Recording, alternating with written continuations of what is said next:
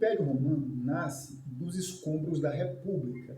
Na verdade, Roma nunca foi um império do ponto de vista da monarquia.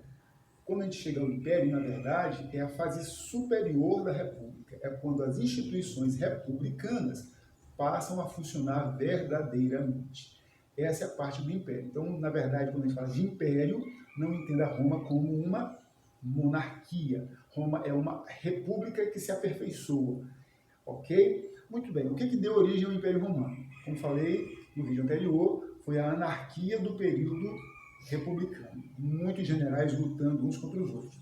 Há duas lutas que são muito interessantes entre os generais. A primeira é entre Mário e Sila.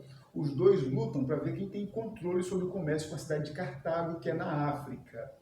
Os dois, Mário e Sila, brigam entre si para controlarem o comércio com a cidade de Cartago.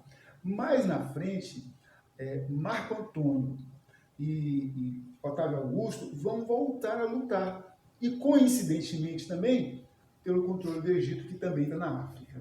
E no centro dessa luta pelo controle do Egito está o, entre aspas, amor de Cleópatra, que era a rainha egípcia.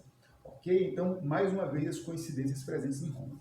Estas anarquias, essas lutas desvairadas por vaidade, por riqueza, por poder entre os generais, acabou levando ao fim da República. Então você tem um período de transição, quando a gente vai falar de império. O que faz a transição entre o império, entre a República e o Império? É um período chamado de triunvirato, quando grandes generais fazem acordos de paz e eles, reunidos, são tão fortes que são imbatíveis por qualquer outra pessoa. Então eles põem Roma em ordem. Que ordem é essa? Primeiro, paz interna. Segundo, o cumprimento da lei.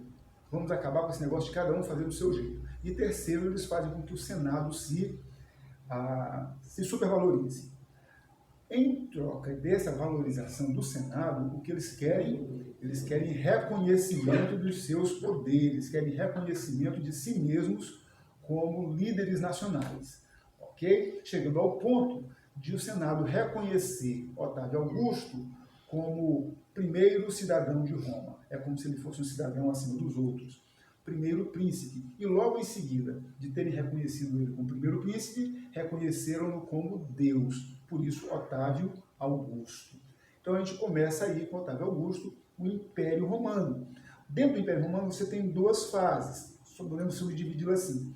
O chamado Alto Império, que é a fase quando o Império consolida suas riquezas, e a segunda fase é o Baixo Império, quando as riquezas são tamanhas que os romanos, em vez de buscar novas riquezas, passam a lutar entre si pela divisão dessa riqueza.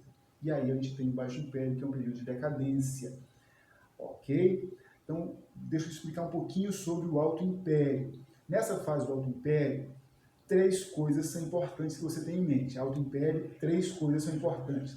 A primeira coisa importante é que os equestres se tornam classe social importante, se empoderam, eles passam a ter direito a chegar ao poder ao ponto de fazerem mesmo imperadores. Quem são os equestres? São aqueles plebeus que ficaram riquíssimos fazendo negócios no período da expansão romana, lá no tempo da República. Segunda característica importante da fase do Império é a chamada paz romana. O que é a paz romana? Os romanos deixam cada um viver como quiserem. Você foi dominado por Roma, viva como você quiser, contando com duas coisas. Você paga os impostos para Roma. Segunda coisa, você obedeça às ordens que Roma lhe der. Só isso. O resto você pode fazer o que você quiser. Ter sua religião, ter seus deuses, ter seus próprios escravos, viver do jeito que você quiser, ter o seu próprio rei. Não, os romanos não se metem em nada, você pode viver. Então, vamos lá. Primeira característica, os equestres se tornam classe social, importante. Segunda, a paz romana. Terceira característica importante, essa é muito importante, é que os romanos passam a adotar uma porção de políticas de paz social, paz interna. Entre essas políticas de paz interna, nós temos a política chamada pão e circo, que é a distribuição de comida gratuitamente para as pessoas pobres, uma espécie de Bolsa Família, e a distribuição de ingressos para eventos públicos, como, por exemplo, o Coliseu, as lutas de gladiadores. Isso foi uma coisa fantástica que Roma alcançou nessa fase do Império. Dentro dessa política de paz romana, também de paz interna, vai ser distribuído terras. O sonho de todo pobre é ter sua terrinha. Então eles vão dar terras para qualquer romano que lutar no exército durante 25 anos. Você lutou 25 anos, você recebe uma terra e vai viver a vida inteira em paz. Isso pode parecer um absurdo. Oh, gente, 25 anos para receber terra na guerra. Pois é, mas te lembra que o soldado romano não ia para a guerra para morrer, ele ia para a guerra para matar. Eles eram um exército tão superior em armas, equipamentos, treinamentos, estratégias tão superior que morrer na guerra para os romanos era quase que um acidente de percurso. Ninguém ia para a guerra pensando em morrer. Não era uma guerra, eles não iam para guerras iguais, eles eram muito superiores a todos os adversários.